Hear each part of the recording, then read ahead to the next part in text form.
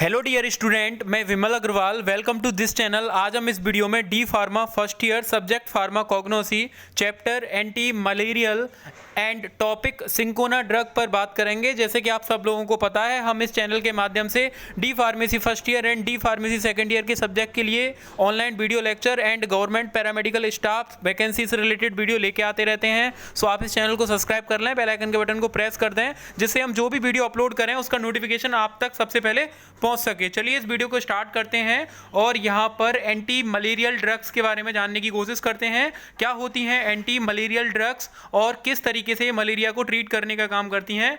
तो यहाँ पर पढ़ लेते हैं। Anti malarial drug use effectively in the treatment of malaria. तो सिंपल एंटी मलेरियल ड्रग वह ड्रग होती हैं जो कि ट्रीटमेंट करती हैं मलेरिया का, या बोल सकते हैं मलेरिया को ठीक करने के लिए यूज में लाई जाती हैं।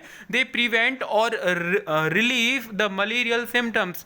ये क्या करने का काम करती हैं? रिलीफ पहुंचाने का काम करनी है, और साथ के साथ प्रिवेंट मीन्स रोकने का काम कर रही हैं। मलेरिया में जो सिम्टम्स आते हैं, जो लक्षण आते हैं, उनको ट्रीट करने का काम और उनको रोकने का काम एंटी मलेरियल मेडिसिन करती हैं। उसके बाद आगे अगर देखें, anti malarial drugs target the erythrocytic stage of malarial infections. तो ये किस तरीके से मलेरिया में रिलीफ पहुंचाने का काम करती हैं या उसको ट्रीट करने का काम करती हैं? ये टारगेट करती हैं किसको? Erythrocytic stage of malarial infection. Erythrocytic stage जो होती है वो life cycle of malarial stage होती है, जो कि हमें आरबीसी मींस एरिथ्रोसाइट्स में फाउंड होती है, देखने के लिए मिलती है।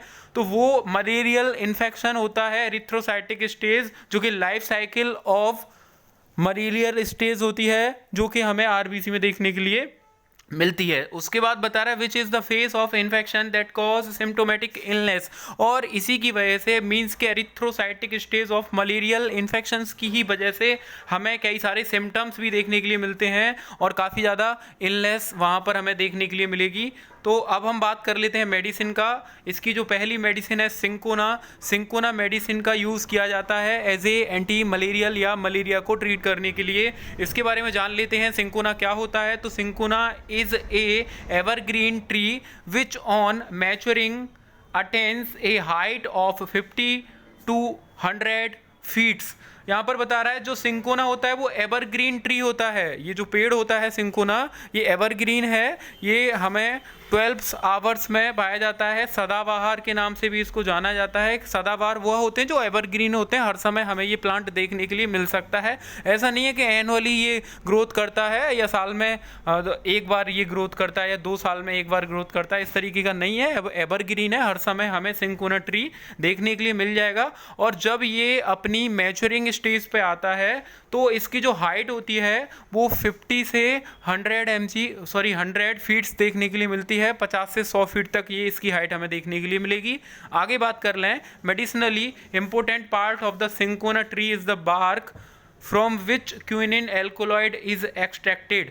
तो सिंकोना का जो ट्री होता है, जो पेड़ होता है, उसकी जो बार्क होती है उसका एक्सट्रैक्ट निकाल के हम एज ए मेडिसिनल उस एक्सट्रैक्ट का यूज़ करते हैं। और उस सिंकोना की जो बार्क होती है उसमें केमिकली अगर देखें तो एक एल्कलॉइड होता है, और एल्कलॉइड में भी सब एल्कलॉइड देखें तो कौन सा एल्कलॉइड होता है? Quinine alkaloid. तो क्यूनिन एल्कलॉइड की वजह से यहाँ पर जो सिंकोना का बार्क का एक्सट्रैक्ट लिया है हमने, उसके अंदर एंटी मलेरियल एक्टिविटी हमें देखने के लिए मिलती है। आगे अगर हम बात कर लें and use in the treatment of malaria infection, तो इसी एल्कलॉइड जो होता है क्यूनिन एल्कलॉइड, यही रेस्पॉन्सिबल होता है ट्रीटमेंट करने के लिए मलेरिया के इन्फेक्शन को। आगे इसके सिम्टम्स की अगर बात करें तो सिम्टम्स बोलो या कॉमन नेम बोलो, और ये सिम्टम्स हम देख रहे हैं सिंकोना के। तो सिंकोना का जो सिम्टम हुआ यहाँ पर जैसूत बार्क के नाम से भी जाना जाता है। बार्क इसलिए यहाँ पर बोला गया है क्योंकि इसकी बायोलॉजिकल सोर्स बार्क होगी। हम जो यूज़ करते हैं सिंकोना प्लांट का, कौन सा पार्ट्स ऑफ प्लांट यूज़ करते हैं एज ए मेडिसिन, वो करते हैं बार्क। इसीलिए इसके कॉमन नेम में भी यहाँ पर बार्क इन्होंने मेंशन किया है। तो इसको जैसूद बार्क के नाम से जाना जाता है, पेरुवियन बार्क के नाम से जाना जाता है और कैलिसेया बार्क के नाम से भी इसको जाना जाता है।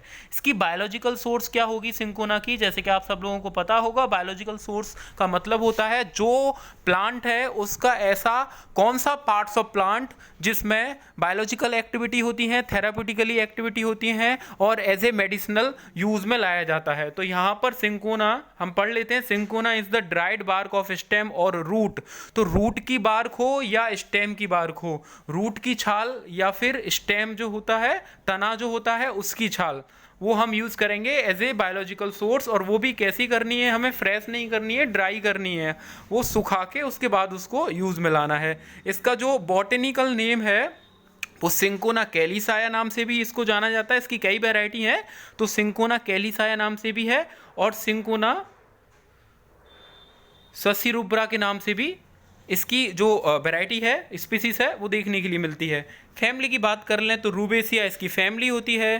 केमिकल कॉन्स्टिट्यूएंट की बात करें, सिंकोना एल्केलॉइड्स होता है, जो बार्क का एक्सट्रैक्ट रहता है, उसमें कौन कौन से केमिकल्स हमें देखने के लिए मिल जाते हैं, कौन कौन से केमिकल्स रहते हैं, तो क्यूनिन रहता है, क्यूनिडीन रहता है उसमें, उसके बाद में सिंकोनिडीन रहता है, सिंकोनिन रहता है, क्यूनिसिन रहता है, सिंकोनिसिन रहता है। ये सारे के सारे केमिकल्स हमें देखने के लिए मिलते हैं और ये मेन केमिकल कॉन्स्टिट्यूएंट हैं जो यहाँ पर हाईलाइट हो रखे हैं। ये सारे के सारे मेन केमिकल कॉन्स्टिट्यूएंट हैं, ये आपको याद रखना है कि ये केमिकल कॉन्स्टिट्यूएंट इसके अंदर हमें देखने के लिए मिलेंगे और ये इसके मेन केमिकल कॉन्स्टिट्यूएंट हैं सिंकोना बार्क के, जो कि बार्क के एक्सट्रैक्ट के बाद हमें देखने के लिए मिलते हैं। वहाँ पर जो बार्क होती है वो रूट की भी हो सकती है या फिर स्टेम की भी हो सकती है। और जो केमिकल हैं, जैसे कि एक एसिड देखने के लिए मिलता है क्यूनिक एसिड, जो कि 5 से 8% तक देखने के लिए मिलता है। उसके बाद में सिंकोटेनिक एसिड भी देखने के लिए मिलता है हमें, और यहाँ पर क्यूनोविन 2% देखने के लिए मिलता है। उसके बाद क्यूनोवोस देखने के लिए मिलता है हमें, जो कि एक क्यूनोवोसिक एसिड्स भी यहाँ पर प्रेजेंट होते हैं, क्यूनोविक एसिड्स भी यहाँ पर देखने के लिए मिलते हैं।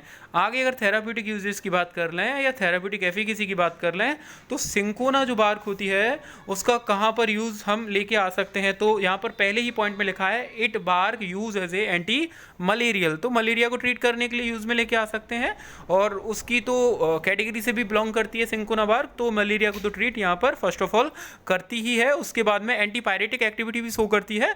एंटीपायरेटिक मीन्स या ऐसी मेडिसिन जो कि एंटीपायरेटिक कैटेगरी में आती हैं, वो हमारे बॉडी के टेम्परेचर को रिड्यूस करने के लिए यूज़ में लाई जाती हैं। मतलब फीवर में क्या होता है, टेम्परेचर राइज करता है, बॉडी का बढ़ जाता है, तो उसको कम करने के लिए हम सिंकोना यूज़ में लेके आ सकते हैं। फीवर को ट्रीट करने के लिए सिंकोना का यूज़ लेके आ सकते हैं, क्योंकि उसकी एक्टिविटी एंटीपायरेटिक होती है, मीन्स कि वो हमारे जो बॉडी का टेम्परेचर है उसको रिड्यूस करने के लिए यूज़ में लाई जाती है, तो उसको यूज़ कर सकते हैं। और एज ए एनाल्जेसिक भी यूज़ कर सकते हैं सिंकोना को।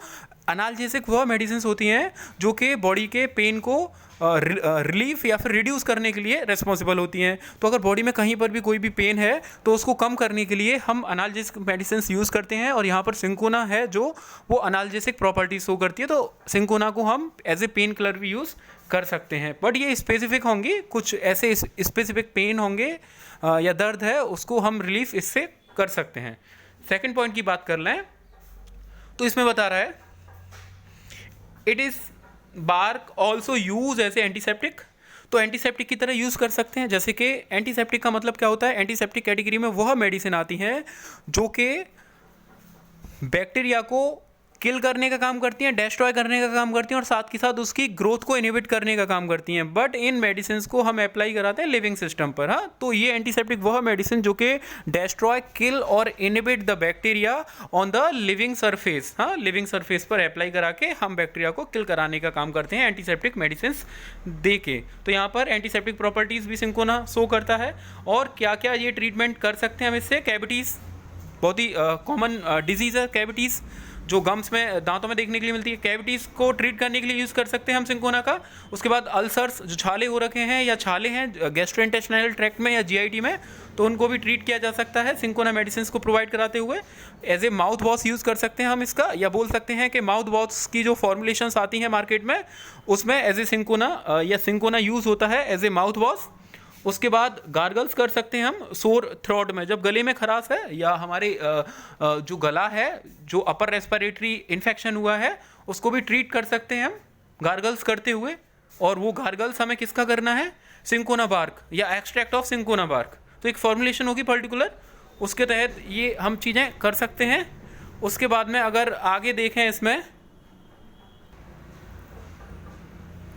नेक्स्ट इसका जो यूज़ है, cinchona is use in the treatment of small pox, तो स्मॉल पॉक्स में यूज़ कर सकते हैं इसको। और उसके बाद में सेप्टिक फीवर्स होते हैं, सेप्टिक फीवर के लिए यूज़ कर सकते हैं, निमोनिया के केस में यूज़ कर सकते हैं, और एक्यूट रियूमेटिज्म डिजीज़ में यूज़ कर सकते हैं। रियूमेटिज्म डिजीज़ जो होती है उसमें इन्फ्लामेशंस देखने के लिए मिलते हैं हमारे जॉइंट्स पर, और स्पेशली स्मॉल जॉइंट्स पर हमें इन्फ्लामेशन देखने के लिए मिलता है। ज़्यादातर हाथ और पैरों के जो जॉइंट्स होते हैं ना, उनमें इन्फ्लामेशन देखने के लिए मिलता है, और वो एक्यूट होता है। एक्यूट जितनी भी डिजीज़ होती है ना, वो शॉर्ट टर्म डिजीज़ होती हैं, काफ़ी जल्दी से ट्रीट कर सकते हैं हम उनको। उसके बाद में टॉन्सिलाइटिस के लिए भी यूज़ कर सकते हैं। टॉन्सिलाइटिस में क्या होता है, जो हमारे टॉन्सिल्स होते हैं उन पर इन्फ्लामेशन आ जाता है, और इन्फ्लामेशन को ठीक करने के लिए, जो कि टॉन्सिल्स पर आ रखा है, उसको ठीक करने के लिए हम यहाँ पर सिंकोना बार्क का यूज़ कर सकते हैं। नेज़ल कैटेर के लिए यूज़ कर सकते हैं। तो नेज़ल कैटेर क्या होता है ये हम जान लेते हैं। तो नेज़ल कैटेर में क्या होता है, एक्स्ट्रा म्यूकस का फॉर्मेशन होने लगता है। हमारे एयरवेज जो होते हैं, ब्रोंकियल्स होते हैं, उसमें एक्स्ट्रा म्यूकस का फॉर्मेशन होने लगता है, या बोल सकते हैं वो फॉर्मेशन हमारे नेज़ल में भी देखने के लिए मिलता है। तो उसको ट्रीट करने के लिए भी हम यहाँ पर सिंकोना बार्क का यूज़ कर सकते हैं। उसके बाद में ब्लड पॉइजनिंग के लिए भी यूज़ कर सकते हैं। अगर ब्लड में कोई भी पॉइजनिंग है, या फिर बोल सकते हैं प्योरीफिकेशन ऑफ ब्लड करना है, या पॉइजनिंग को ट्रीट करना है, किल करना है, तो वहाँ पर हम यूज़ कर सकते हैं cinchona bark of extract. Next इसका जो यूज़ है वो treatment of whooping cough, whooping cough में यूज़ कर सकते हैं। जैसे कि वूपिंग कफ को हमने पहले भी बताया, वूपिंग कफ एक बैक्टीरियल कफ होती है, खांसी होती है, जिसको काली खांसी के नाम से भी जानते हैं। और जब खांसते समय इसमें एक पर्टिकुलर साउंड क्रिएट होता है, तो इसको ट्रीट करने के लिए भी हम यहाँ पर सिंकोना बार्क का एक्सट्रैक्ट यूज़ कर सकते हैं। हाई फीवर में यूज़ कर सकते हैं।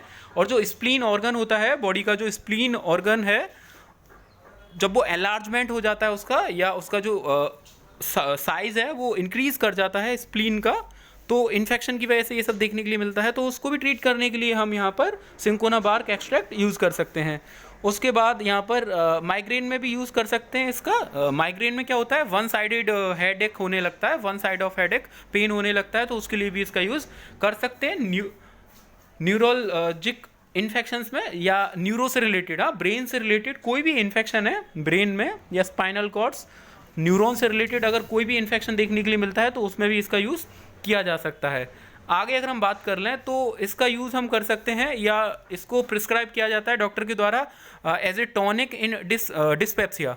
तो डिस्पेप्सिया नाम की डिजीज़ में हमें एज ए टॉनिक इसको यूज़ कर सकते हैं। डिस्पेप्सिया में क्या होता है, पेप्सिन जो एंजाइम्स होता है स्टमक में जो रिलीज़ होता है, डाइजेशन के लिए रिस्पॉन्सिबल होता है, उसका लेवल कम हो जाता है।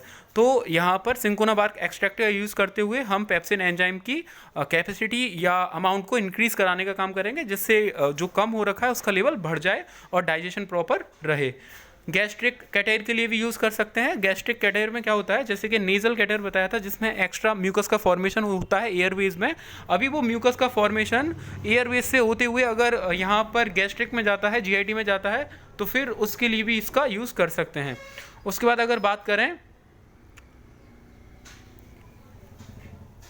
एडाइनीमिया की, अगर बात करें तो एडाइनीमिया में भी इसका यूज़ कर सकते हैं। इसमें क्या होता है, loss of body power causes illness. इसमें जो हमारी बॉडी की पावर है वो कहीं ना कहीं लॉस होने लगती है, जिससे इलनेस प्रोड्यूस होती है।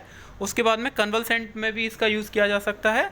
कन्वल्सेंट मींस क्या होता है, कन्वल्सेंट एक ऐसा सिम्टम है जो कि हमें एपिलेप्सी में देखने के लिए मिलता है, और बॉडी इसमें हाइपर एक्टिव हो जाती है, लॉस ऑफ कॉन्शियसनेस होने लगता है, बॉडी के जो मूवमेंट हैं वो आउट ऑफ कंट्रोल होने लगते हैं। ये प्रॉब्लम्स हमें कन्वल्सेंट में देखने के लिए मिलती है, जो कि एपिलेप्सी में ये सिम्टम्स हमें देखने के लिए मिलेगा। उसके बाद में इसको यूज़ कर सकते हैं एज ए इंग्रेडिएंट, या जो फॉर्मुलेशंस हम बनाने जा रहे हैं दांतों के लिए, डेंटिफ्राइसिस अगर फॉर्मुलेशंस हम बनाने जा रहे हैं, डेंटिफ्राइसिस वो फॉर्मुलेशंस होती हैं जो कि एक तरीके से पेस्ट समझो या पाउडर समझो, जो कि हमारे दांतों को क्लीन करने के लिए, टीथ को क्लीन करने के लिए रेस्पॉन्सिबल होती हैं। तो अगर डेंटिफ्राइसिस अगर फॉर्मुलेशंस बना रहे हैं, तो एज ए इंग्रेडिएंट उस फॉर्मुलेशन में यहाँ पर extract of cinchona bark use कर सकते हैं।